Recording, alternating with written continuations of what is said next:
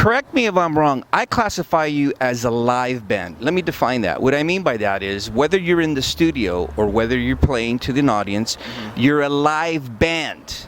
Whereas other musicians, they enter the studio, it's a sterile environment. They're all concerned with that, trying not to be human. I picture you not only being human, but in really focusing on if there's a fuck up, there's a fuck up, because you go with the music. You go with the ride of rocking out.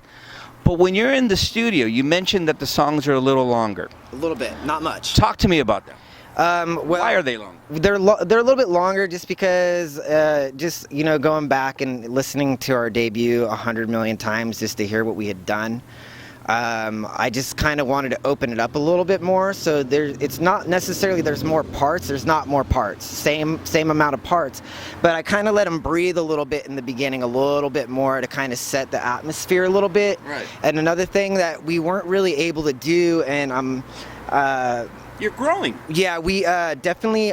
We've been using a lot of movie samples like live. Do you find that helps with the I structure love of the it. song? Oh, definitely. Like, so we put a few samples in there that I think we weren't really able to on the first one because some legal stuff. But I'm just kind of like, fuck it. I hope they don't see this right now.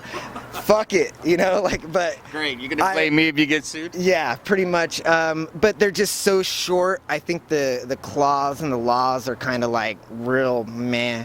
Right. Because for us, Vincent Price was kind of like our Dude, he's our the Edgar Allan staple. Poe. Yeah, it was kind of this staple of like what we did. That image for "You Must Sin" of Abominable Dr. Phibes.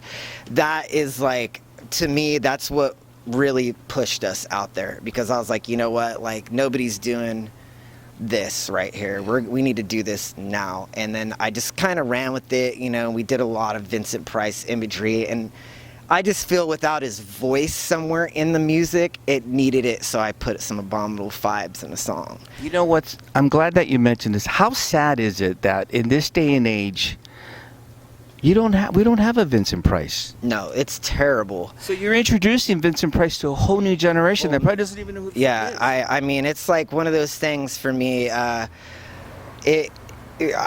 hope that when people like listen to us, they kind of try to look at some of the visuals and look at the art and find out where some of it's from, because we do a lot of manipulation through Bronca. He throws shit in randomly, like Tombs of the Blind Dead will be in there. There's a lot of that kind of stuff in there as well. So I'm hoping like a lot of people get onto the Mario Bava stuff and kind of just watch it so they could just see like what movies were like. My dad is old school as fuck. I don't think he's seen anything from the 90s.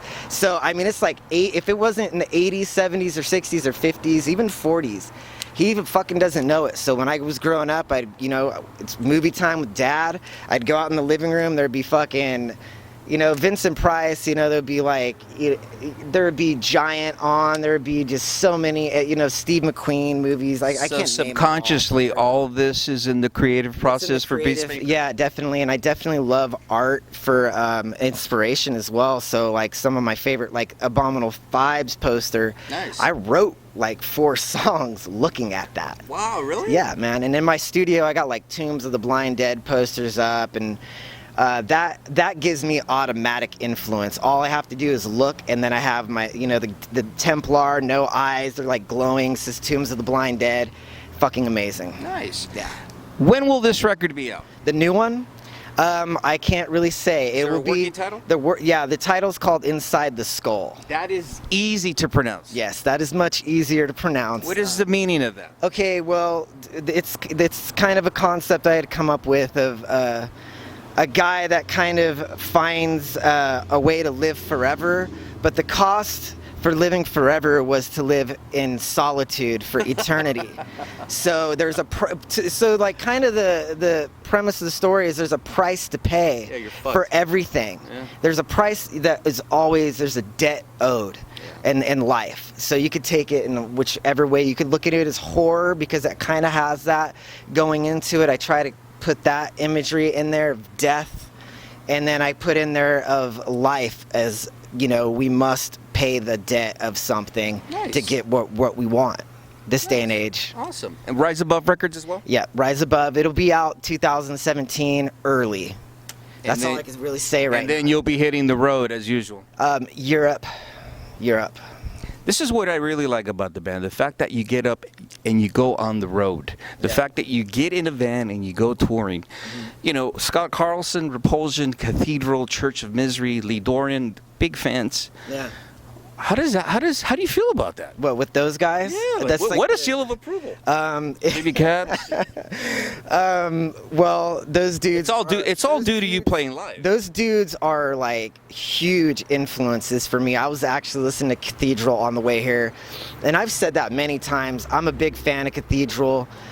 So having their seal of approval, it means a lot to me because I feel like I'm going the direction that I want to be going because they're peers of mine. You know what I mean? Those guys have been there and done that, and I have a lot of trust in what we're doing. I hope that they tell us that they're rocking out to your shit when they're by themselves. How rad is that?